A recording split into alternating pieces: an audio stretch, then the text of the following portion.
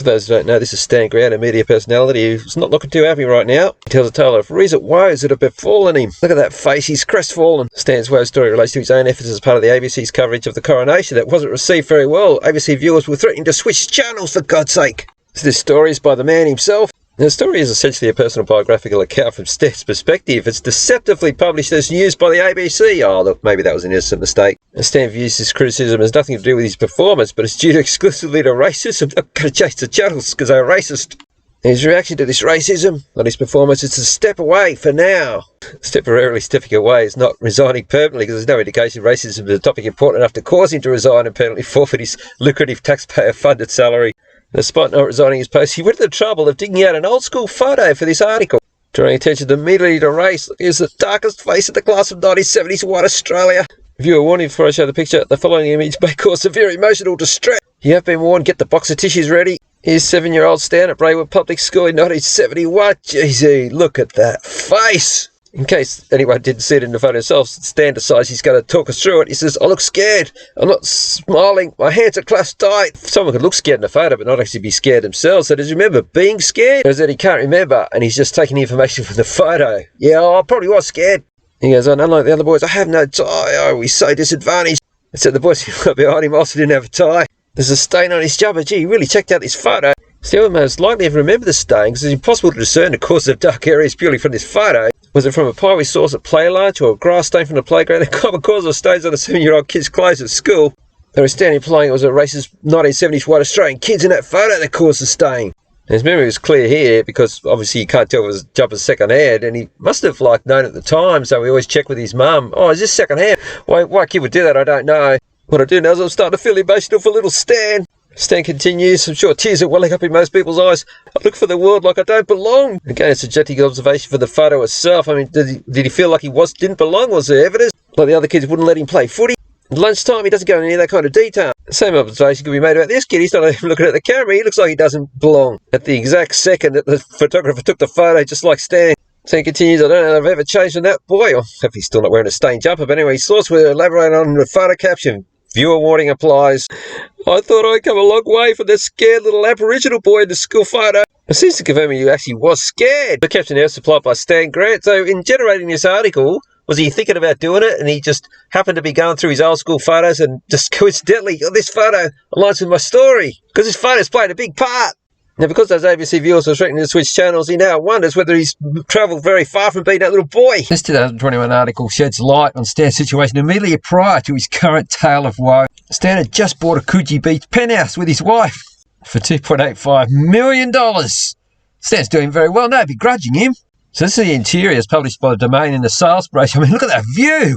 You can see it's a penthouse. So presumably Stan sits here pondering whether he made a scared boy or because of the ABC viewers who were going to switch channels, which Stan viewed as nothing more than white racism, nothing to do with what he was doing, that he was stepping down for now. He's sitting here thinking about it. Says what Stan's 2023 Stan is on the precipice of being happy-go-lucky 2021 Stan, having just moved from Avalon to Coogee, or reverting back to sad 1971 Stan. He's probably sitting in his Coogee place right now with a stage shirt on, second-hand shirt too. But what can everyday Australians, the unemployed renters in Western Sydney, or desperate for Stan to be happy in Coogee back on the ABC, what can they do? Well, firstly, Stan and ABC News, who printed this thing, wanted to set the record straight on the controversy. Well, since the King's coronation, I've seen people in the media lie. See, people in the media, they're lying about Stan. No names or examples given of exactly how that's occurred, but they've insinuated that he's full of hate.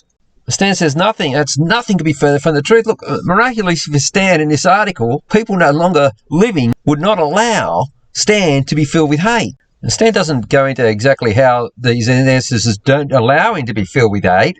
But look, perhaps he means inherited genealogy rather than direct influence, rather than, hearing voices. And he goes, hang on, that's one of my ancestors. What's that? Oh, don't be filled with hate. Got it. That the ancestral heritage that permanently ensures Stan cannot be full of hate, thank God for that, applies to all descendant Indigenous Australians. Well, that's a big announcement. Well, according to Stan and confirmed by this news item, which has to be factual, by the way, Indigenous Australians are the first race identified anywhere in the world where every individual cannot be hate-filled. Well, it's incredible. It'd be good to see the peer-reviewed psychology studies that confirm that the ABC is relying on to publish this news article.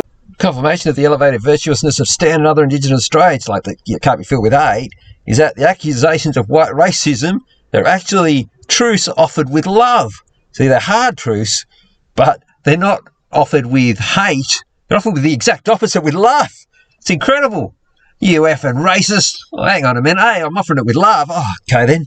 Maybe white Australians need to accept that accusation without questioning it. So moving forward, Australians are now fully aware stand as part of the most pure of heart and virtuous races of all. You know, anything they say is always with love, not with hate. And on top of that, these most virtuous people under the crown remain the most impoverished and imprisoned people in the country. He's not obviously talking about himself, he's not impoverished. But statistically, that actually may be an accurate statement.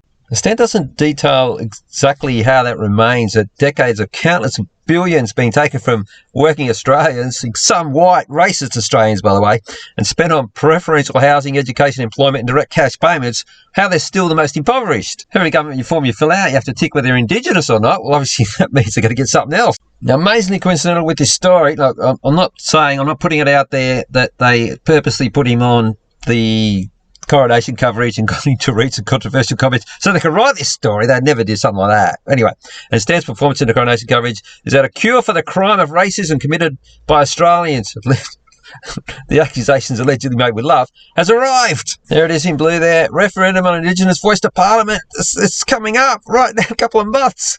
Bottom line, but racism is a crime. Racism is violence, and I've had enough.